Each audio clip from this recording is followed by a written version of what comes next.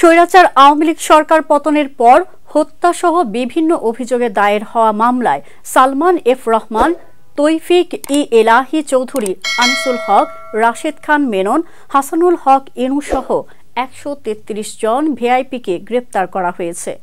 তাদের মধ্যে ঢাকা কেন্দ্রীয় কারাগার ও কাশিমপুর সহ বিভিন্ন কারাগারে থাকা ১১০ ভিআইপি বন্দীকে বিশেষ ডিভিশন দেওয়া হয়েছে।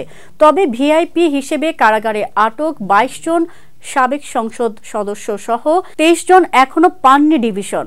অভ্যুত্থানে ৫ আগস্ট পতন হয় শেখ হাসিনার। দেশ ছেড়ে ভারতে চলে যান তিনি। এরপর শুরু হয় গ্রেপ্তার অভিযান।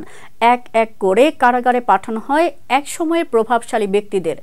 কারা অধিদপ্তরের তথ্য অনুযায়ী গ্রেপ্তারকৃতদের মধ্যে বিশেষ গুরুত্বপূর্ণ ব্যক্তি বা ভিআইপি হিসেবে ডিভিশন পেয়েছেন ১১০ জন।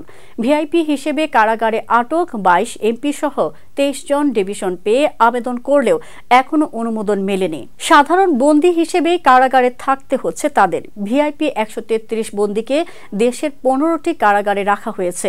IG prison brigadier general Syed Mohammad Motaher Hossain বলেন, সরকারি প্রথম শ্রেণীর কর্মকর্তারা অটোমেটিক্যালি তারা ডিভিশন পেয়ে থাকেন।